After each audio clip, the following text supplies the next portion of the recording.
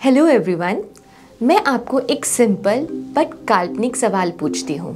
Let's say कल HDFC bank के सारे डिपॉजिटर्स ये डिसाइड करें कि उनको उनके डिपॉजिट से सारे पैसे निकालने हैं, तो आपको क्या लगता है कि बैंक सारे डिपॉजिटर्स को पैसे दे पाएगा?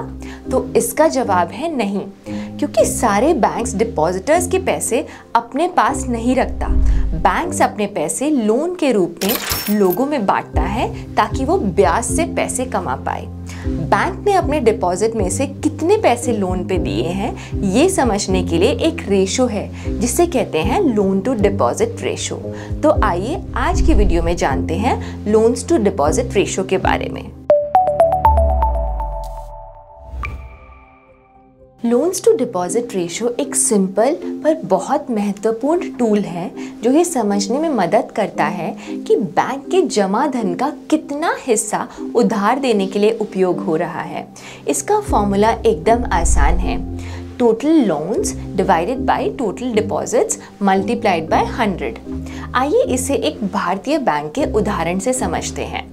मान लीजिए स्टेट बैंक ऑफ इंडिया के टोटल लोन्स 1000 करोड़ हैं और टोटल डिपॉजिट्स 1500 करोड़ हैं। तो अगर इसको फॉर्मूला में यूज़ करें तो 1000 crore divided by 1500 crore multiply by 100 हो गया लगभग 67%।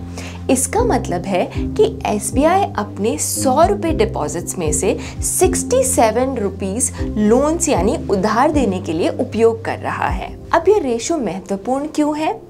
LDR हमें समझने में मदद करता है कि एक बैंक अपनी डिपॉजिट्स को कितनी कुशलता से लोन में बदल रहा है।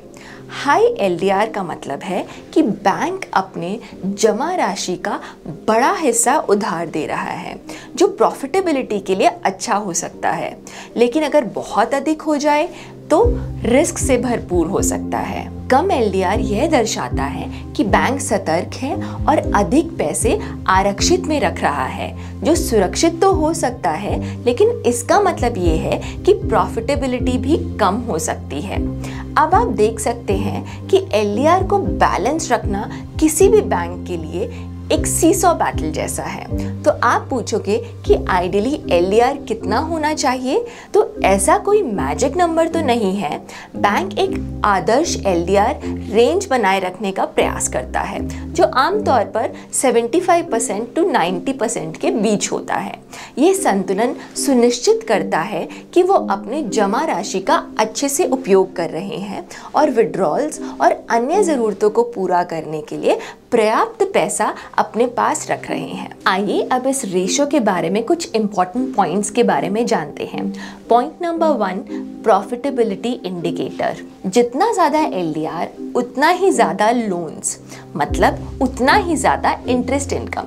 इसलिए यह रेशो एक अच्छा प्रॉफिटेबिलिटी इंडिकेटर का संकेत देता है। Point number 2, risk assessment. ज़्यादा LDR मतलब ज़्यादा एग्रेसिव लेंडिंग। इकोनॉमी अगर ठीक है तो सब सही है, पर अगर इकोनॉमी डाउनटर्न में है तो लोन डिफॉल्ट्स के कारण हाई LDR लिक्विडिटी प्रॉब्लम्स का सिग्नल दे सकता है। Point number 3, efficiency of deposit utilization. अगर LDR बहुत लो होता है तो ये दिखाता है कि बैंक अपने डिपॉजिट्स का इफेक्टिव यूज़ नहीं कर रहा अपनी इनकम जनरेट करने के लिए।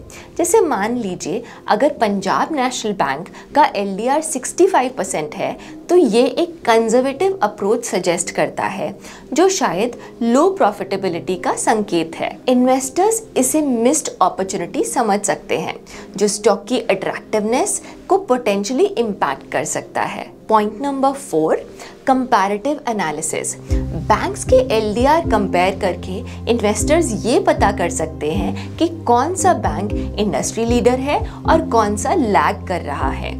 जैसे अगर कोटक महिंद्रा बैंक का LDR 75% है और एक्सिस बैंक का LDR 70% है, तो इन्वेस्टर्स इससे ये तर्क लगा सकते हैं कि कौन सा बैंक ज़्यादा एग्रेसिव है और कौन सा बैंक ज़्यादा कंजर्वेटिव है। Point number 5, regulatory compliance.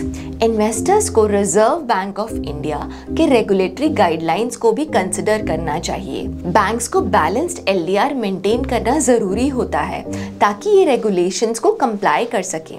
Non compliance से पेनल्टीज लग सकती हैं जो बैंक की फाइनेंशियल हेल्थ और स्टॉक परफॉर्मेंस दोनों को अफेक्ट कर सकता है। Typically RBI 75% loan to deposit ratio को कंफर्टेबल लेवल मानता है। To summarize, loans to deposit ratio एक की इंडिकेटर है जो बैंक की लेंडिंग स्ट्रैटेजी और फाइनेंशियल हेल्थ दोनों को दिखाता है। हायर एलडीआर एग्रेसिव लेंडिंग दिखाता है but with a higher risk, वहीं लोअर एलडीआर कॉशियस लेंडिंग बताता है पर डिपॉजिट्स का अंडर यूटिलाइजेशन के साथ। एलडीआर के साथ साथ हमें अपने एनालिसिस में broader economic context, regulatory guidelines और दूसरे बैंकिंग रेशियोज जैसे net interest margin, liquidity coverage ratio और रिटर्न ऑन एसेट्स रेशियो को भी कंसिडर करना चाहिए। आशा करते हैं आपको ये वीडियो अच्छी लगी होगी। कमेंट करके हमें बताइए कि नेक्स्ट वीडियो में हम कौन सी रेशियो को कवर करें हमारी इन्वेस्टिंग की पाठशाला में। धन्यवाद।